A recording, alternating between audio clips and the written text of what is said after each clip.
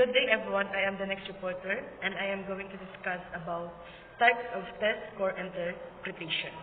So, a frame of reference is some well-defined performance domain, Merens and Lehman, 1985. This is needed to make sense of test scores. Scores and marks may be explained in relation to a norm or criterion. These references were convinced and differentiated by American psychologist Robert Glasser in 1963.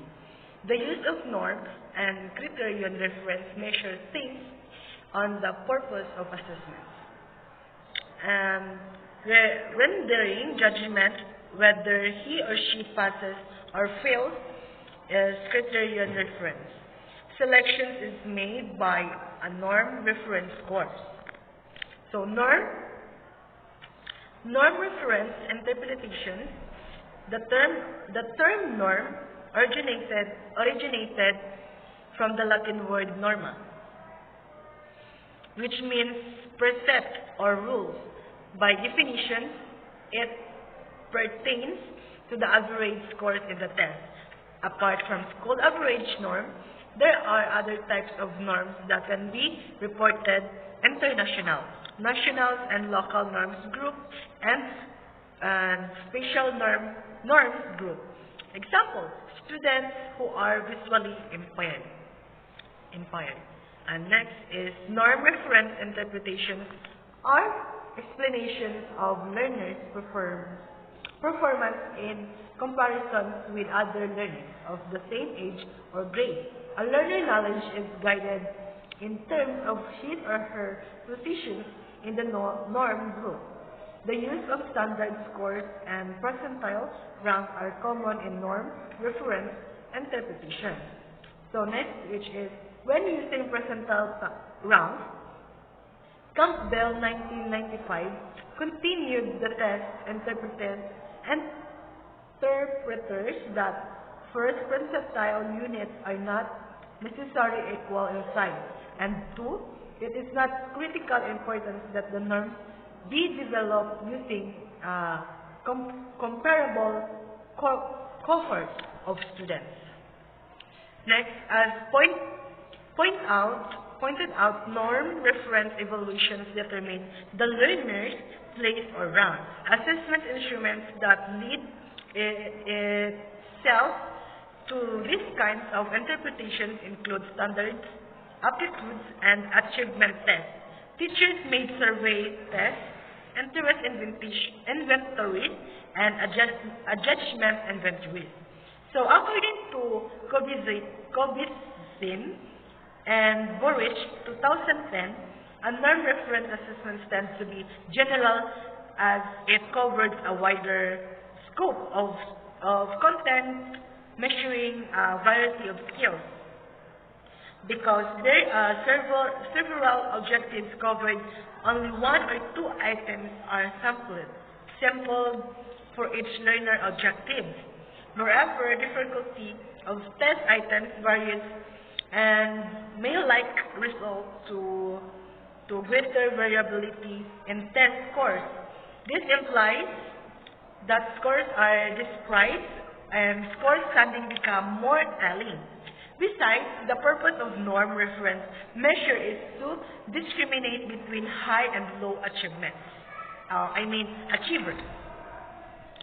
So, there are 5 guidelines when interpreting norms reference test scores.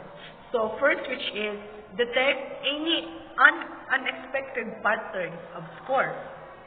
And next, which is determine the reasons of score patterns. Third, which is do not expect surprises for every student. Fourth, small differences in sub-test score should be viewed as chance fluctuation. Last but not the least, which is use information from various assessments and observations to explain performance on other assessments. Okay? So there's criterion reference interpretation. The word criterion came from the Greek word criterion, which means standard. And so criterion reference interpretations provide meaning to test scores by describing what the learner can and cannot do in light of standards. Hence, test scores allow to absolute interpretations and not comparative. I mean comparative. Comparative. So next, a learner performance is explained in relation to predetermined criterion of mastery. Mastery tests generate criterion reference interpretations. So the teacher made skill tests, competency tests, performance assessments, and licensure examination. So, multiple choice questions, alternate response item, short response, and essays enable criterion reference. Interpretation, since the test formats can be used to measure specific body of knowledge or skills that the students have acquired. So, what matters is the link between the test items and the criteria is set forth. Unlike in norm reference, interpretations where most students are categorized as average. It is quite possible in a criterion-based test to have more students able to achieve an acceptable or high level of proficiency or otherwise. Criterion reference scores include percentage correct or speed and performance, quality ratings, and precision of performance. When interpreting standard test score, there is an assumption of normality in the distribution of test scores. So next, this is not necessary in criterion reference framework. When the test scores are negatively skewed to the left and the more high score, this implies that students perform well and speak of the quality of instructions given them. So, however, it may also mean the test items may have been easy. If positivity skewed to the right, then there are more low score. The students perform poorly and test items have been difficulty. So criterion referencing in use in diagnosing students' needs and monitoring their progress. It is likewise used in certification and program evaluation. It is the preferred mode of assessment in the outcome-based education framework.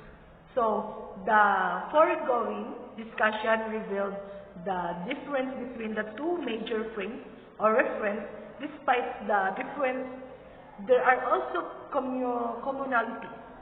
Miller-Lin and Grodlund, 2009, stated that both require specifications of the achievements domain to be measured, as well as relevant and representative sample of test items. They added the same test item rules except for item difficulty. So our followed are the principles of validity and reliability are still observed. So that's all my report, and thank you for listening and watch to our video. Thank you.